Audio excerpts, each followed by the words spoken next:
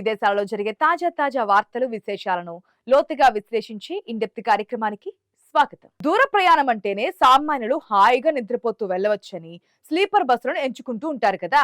ఉన్న ఆ కొద్ది చోటులోనే పడుకునేందుకు వీలైనన్ని ఎక్కువ బెర్తులు ఏర్పాటు చేస్తూ ఉంటారు. సేఫ్టీ అన్న విషయానికి అర్థాలు మార్చేస్తున్నారు ప్రైవేట్ ఆపరేటర్స్. ఇక వాటి స్పీడ్ గురించి ఎంత తక్కువ చెప్పుకుంటే అంత మంచిది. అతి వేగానికి మరొక రూపంగా అవి దూసుకుపోతున్నాయి. కానీ ఇప్పుడు అవే బస్సులు మృత్యు శకటాలుగా మారుతున్నాయి. దేశవ్యాప్తంగా గత 6 నెలల్లో జరిగిన 45 ప్రమాదాల్లో దాదాపు అన్ని స్లీపర్ బస్సులే ఉండడం ఆందోళన కలిగిస్తున్నటువంటి అంశం. మన రాష్ట్రంలోని 6 ఘోర ప్రమాదాలు జరిగాయి. కర్నూలు, చింతపల్లి, తాజాగా మార్కాపురంలో జరిగిన ఘటనలు పదుల సంఖ్యలో కుటుంబాల్లో తీరని విషాదాన్ని మిగిల్చాయి.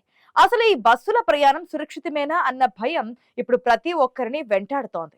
ప్రభుత్వం రోడ్డు ప్రమాదాలను నివారిస్తామని, భద్రతా చర్యలు తీసుకుంటున్నామని చెబుతున్నా మాటలు కేవలం కబుర్లకే పరిమితమవుతున్నాయి. మార్కాపురం జిల్లా రాయవరం వద్ద జరిగిన ప్రమాదమే దీనికి నిదర్శనం. జగిత్యాల నుంచి నెల్లూరు వెళ్తున్న ప్రైవేట్ బస్సు టిప్పర్ను ఢీకొనడంతో 14 మంది సజీవ దహనమయ్యారు. మరో 20 మంది గాయాలతో ఆసుపత్రిలో కొట్టుమిట్టాడుతున్నారు. గమ్యస్థానానికి చేరుకుంటామని ఆశపడుతున్న తరుణంలోనే మృత్యువు కబలించింది. గాల్లో తేలుతున్నట్లు వెళ్లే ఈ ప్రైవేటు బస్సుల వేగాన్ని అరికట్టేవారే లేరు. అసలు ఈ బస్సులకు ఫిట్నెస్ ఉందా, నడుపుతున్న డ్రైవర్లకు లైసెన్స్ ఉందా అన్నవి ఎవరూ పట్టించుకోవడం లేదు. ఈ ఒక్క బస్సు సంగతి చూస్తే కండిషన్ బాలేదని ప్రయాణికులు మొదటి నుంచి మొత్తుకుంటూ ఉన్నారు. కానీ డ్రైవర్ వినిపించుకోలేదు. ఫలితంగా స్టీరింగ్ ఫెయిల్ అయ్యి స్ట్రక్ అవడంతో ఈ ఘోరం జరిగింది. 100 కిలోమీటర్ల ప్రయాణంలో ఏ ఒక్క అధికారి కూడా ఈ బస్సును తనిఖీ చేయలేదంటే అధికారుల పర్యవేక్షణ ఎంత దారుణంగా ఉందో అర్థం చేసుకోవచ్చు. ముఖ్యంగా మార్కాపురం ప్రమాదం తర్వాత స్లీపర్ బస్సుల డిజైన్ పై పెద్ద ఎత్తున చర్చ జరుగుతోంది. ఈ బస్సుల తయారీలోనే లోపాలు ఉన్నాయని నిపుణులు హెచ్చరిస్తున్నారు. సాధారణంగా స్లీపర్ బస్సులో 36 నుంచి 40 బెర్తులుంటాయి. డ్రైవర్ వెనక నుంచి చివరి వరకు 6 వరుసల్లో బెర్తులను అమర్చుతూ ఉంటారు. వీటి మధ్య ఉండే దారి చాలా ఇరుకుగా ఉంటుంది. దీనివల్ల ప్రమాదం జరిగినప్పుడు ప్రయాణికులు వెంటనే కిందికి దిగే అవకాశం కూడా ఉండదు. ముఖ్యంగా డబుల్ బెర్తుల్లో కిటికీ వైపు ఉన్నవారైతే వారు బయటకు రావాలంటే పక్కన ఉన్నవారు దారిస్తేనది సాధ్యమవుతోంది. గతంలో అడ్డంగా ఉండే బెర్తుల డిజైన్ ఉండేది. దానివల్ల అందరికీ దారి సులభంగా కూడా ఉండేది. కానీ ఎక్కువ మంది ప్రయాణికులను ఎక్కించుకోవాలన్న ఆశతో ట్రావెల్స్ ఆపరేటర్లు కంపెనీలపై ఒత్తిడి తెచ్చి డిజైన్ మార్పించారు. ఈ లాభాపేక్ష ఇప్పుడు ప్రయాణికుల ప్రాణాల మీదకు తెస్తోంది. దీనిపై కేంద్ర ప్రభుత్వం పునఃసమీక్ష చేయాల్సిన అవసరం ఉందంటున్నారు పరిశీలకులు. మరొక వైపు ఆల్ ఇండియా పర్మిట్ నిబంధనలు కూడా కొత్త సమస్యలను తెస్తున్నాయి. ఏపీలో బస్సు రిజిస్ట్రేషన్ చేయించాలంటే ఏడాదికి 3.5 లక్షల రూపాయల వరకు ఖర్చు అవుతోంది. అదే ఈశాన్య రాష్ట్రాల్లో అయితే కేవలం 50,000 రూపాయలకి పర్మిట్ వస్తోంది. అందుకే మన రాష్ట్ర ఆపరేటర్లు అరుణాచల్ ప్రదేశ్, నాగాలాండ్ వంటి చోట్ల రిజిస్ట్రేషన్లు చేయిస్తున్నారు. వాట్సాప్ లో కాగితాలు పంపిస్తే గంటల్లోనే అక్కడ రిజిస్ట్రేషన్ అయిపోతున్నాయి. బస్సు కండిషన్ తో ఉందా లేదా అనే విషయం అయితే అసలు వారికి అవసరమే లేదు. ఆ సోయి కూడా ఉండదు. అసలు ఆ విషయమే ఎవరు పట్టించుకోరు. మన దగ్గర నిబంధనలు కఠినంగా ఉన్నాయని, లంచాలు ఎక్కువగా అడుగుతున్నారని ఆపరేటర్లు పొరుగు రాష్ట్రాలకు వెళ్తున్నారు. దీనివల్ల ప్రభుత్వానికి ఆదాయం తగ్గడమే కాకుండా ఆ బస్సుల మీద మన రవాణా శాఖకు పూర్తి నియంత్రణ ఉండడం లేదు. కనీస ప్రమాణాలు లేని బస్సులు రోడ్లపైకొచ్చి జనాల ప్రాణాలు తీస్తున్నాయి. వ్యవస్థలో ఉన్న ఇలాంటి లొసుగులే ప్రమాదాలకు కారణమవుతున్నాయి.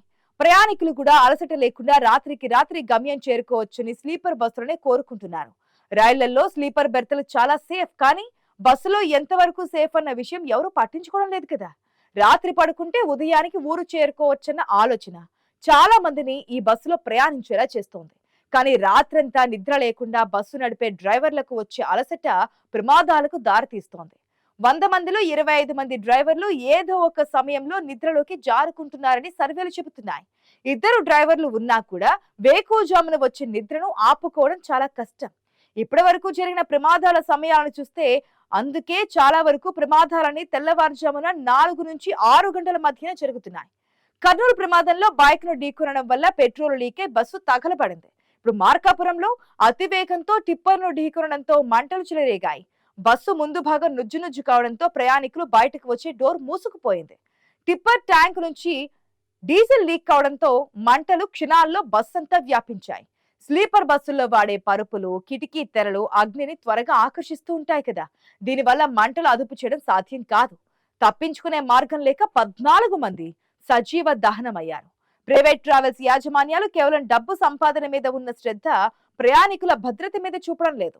ఒకవేళ బస్సులో అగ్నిమాపక పరికరాలున్నా ప్రమాద సమయంలో వాటిని వాడే స్థితిలో ఎవరూ ఉండడం లేదు. అసలు వాటిని ఎలా వాడాలో కూడా చాలా మందికి తెలియదు. కిటికీ అద్దాలు పగలగొట్టడానికి అవసరమైన పనిముట్లు కూడా అందుబాటులో ఉండవు. ఇలాంటి అజాగ్రత్తల వల్లే చిన్న ప్రమాదం కూడా పెద్ద విషాదంగా మారుతోంది. ప్రయాణికుల ప్రాణాలు గాల్లో దీపాల్లా మారుతున్నాయి.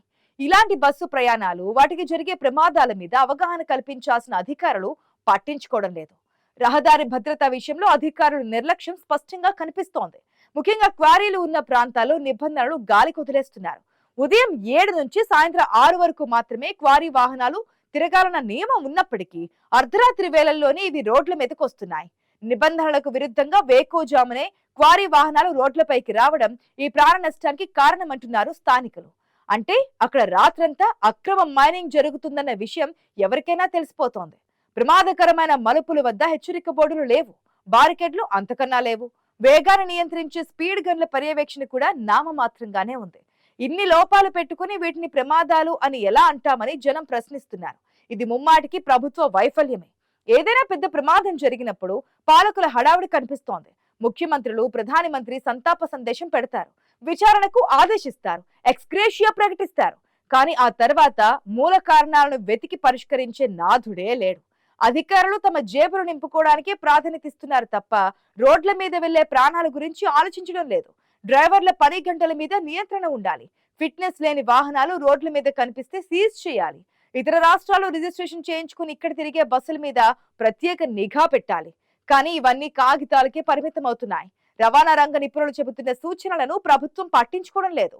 ఫలితంగా సామాన్య ప్రజలు తమ ప్రాణాలను పణంగా పెట్టి ప్రయాణాలు చేయాల్సి వస్తుంది.